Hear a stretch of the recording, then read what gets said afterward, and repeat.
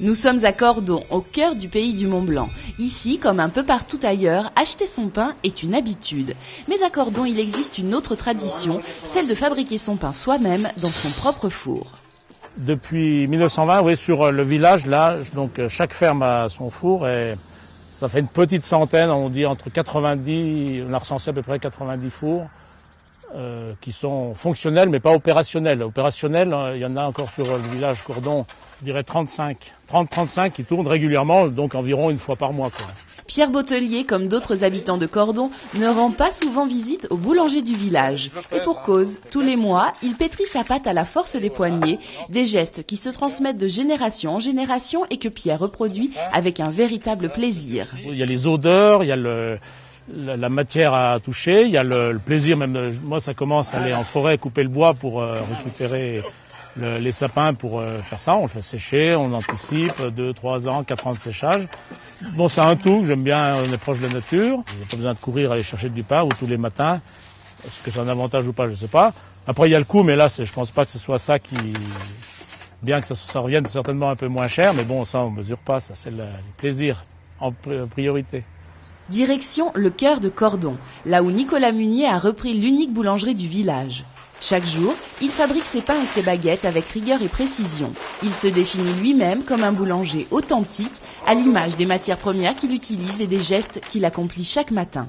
Déjà par le choix des pains que j'ai choisi de faire chez moi, aucune farine avec additifs chimiques, que des farines de tradition.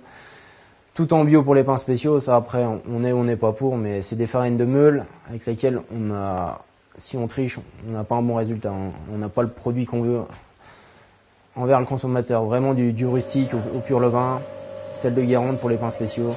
Meule, campagne, céréales, intégrales. Pour façonner tous ces pains, Nicolas réalise chaque jour un vrai marathon entre son laboratoire installé au fond de la boutique et le four construit sous la boulangerie. Un four à bois traditionnel qu'il a dû apprivoiser pour en obtenir le meilleur. Et la particularité, c'est qu'il n'avait pas tourné depuis 8 mois, je ne le connaissais pas. Donc c'est pour ça que les débuts ont été difficiles entre nous deux. Parce que, pour trouver la bonne température, se connaître, parce qu'il n'y a pas de thermomètre qui indique, c'est tout au jugé là. À la couleur de la pierre, à l'intensité de la flamme par rapport au bois. Et voilà, c'est une des raisons pour lesquelles j'ai beaucoup galéré au départ. Mais bon, après, niveau plaisir, c'est incomparable. Moi, plus je transpire devant mon four, plus je suis content. Après plusieurs minutes de cuisson, pain, boules et baguettes sont prêts à rejoindre la boulangerie et c'est désormais aux papilles des clients de s'exprimer. C'est le résultat vraiment d'un pétrissage correct, d'une longue fermentation respectée, un façonnage tout en douceur. On a une croûte qui est bien... Là, c'est un petit peu cuit, c'est les aléas du four à bois, ça, mais bon. Une bonne croûte croustillante, elle reste assez fine.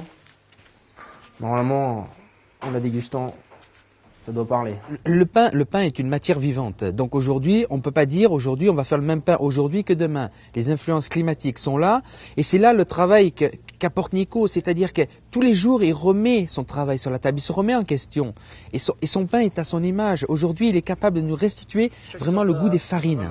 C'est une valeur qu'il faut remettre au goût du jour, ramener sur nos tables et dire voilà, ça, messieurs, dames, vous avez du pain, du vrai pain.